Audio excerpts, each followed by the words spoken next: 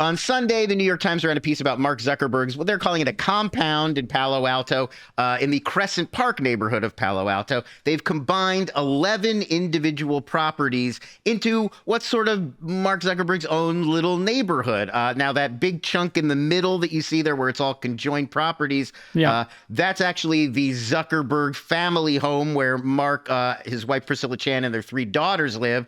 But the rest of this neighborhood is other families they're connected to, and there's also a small private school that serves just the 14 children that live in sort of these properties in this neighborhood. And some of the properties controversially sit empty, even though there's massively high demand for housing in Palo Alto, which is rubbing some people the wrong way. There's also reportedly 7,000 square feet of underground space, which neighbors are referring to as, his bat cave. It's sort of unclear exactly what's going on down there. But construction on all of this took around 8 years. Many of the neighborhoods are complaining about, noise, construction equipment. And the other thing they add is there are complaints about the, quote, intense levels of surveillance that Zuckerberg has brought to the neighborhood. Private security roaming the streets, looking for people who don't belong, cameras pointed at all the properties in the area.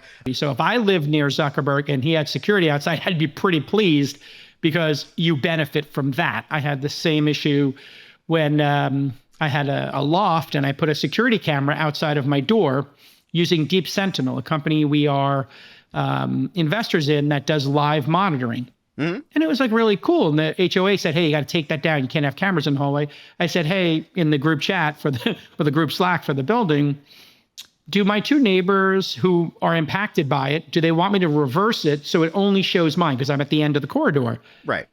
And do you want to have extra security? And by the way, this has got a live person who asked the person who's in the hallway, what's up? My 2 neighbors immediately, please leave it up. Please leave it up. I appreciate the extra security.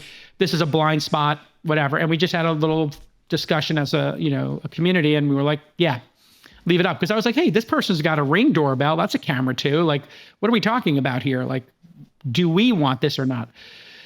This is disgraceful because this is a level I'm going to coin super-doxing. What the New York Times did today was they super-doxed Zuckerberg. Now, we pulled up that infographic, and I felt originally like I was going to ask you guys not to pull it up, but the cat's out of the bag now.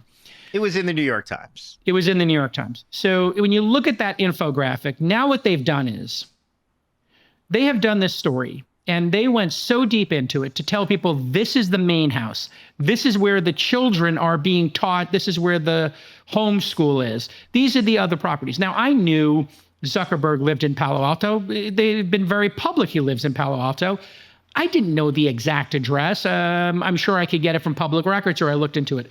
But what this does in the age of Luigi Mangione, am I pronouncing his name correctly? Mangione, I think. Mangione. In the age of Mangione, in the age of what looks like the Blackstone CEO being targeted, I still believe she was the target, not the NFL.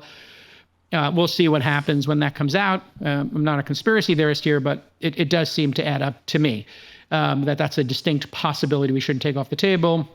And people gloating about it. New York going through this socialism movement. Mondami saying, why do we need billionaires? And people, just showing this outright hostility. Now, you add to that the fact that that company is crushing it, his company, that they do surveillance of people as a default to serve up ads, that he's bought other large properties. And you put all this together, the New York Times is really inviting somebody to commit violence in that neighborhood by broadcasting exactly where to go. It's super-doxing. And, people will say, oh, everybody knows. Everybody doesn't know. I didn't know the street names, and I'm an insider. And when I lived in the Valley, not far away from him. This is disgraziad on the part of the New York Times and the writer. And I know the writer. And this is going to foment Zuckerberg feelings. And all it takes is a crazy person now to go there. Now, he has Navy SEALs and security beyond what any probably equivalent to a head of state, right? So the chances of somebody getting to Zuckerberg are low, but he had violent people caught at his house multiple times. It's been in the news. So why is this story important now? It is a complete rehash. Everybody knows he bought those properties. Everybody knows he did construction. Everybody knows he did construction in San Francisco on his Mission Place that he sold. Everybody knows he has some land in Kauai. Everybody knows he has Tahoe.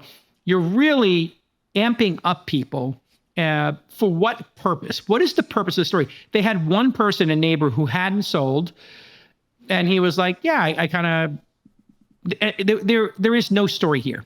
100% of people who have to deal with neighbor construction complain. 100%. I complain, you complain. What is the point of this story? Why now? Why in the age of Mangione? Why in the age of this, wealth disparity are we taking one individual and saying, where are their kids being educated? What's the exact address of these 11 homes where his children are? That's what they did. And you guys know I'm no fan of Zuck. I have plenty of criticism for him. But he's a human with a family, and now you basically have every crazy know exactly where to go. End rant.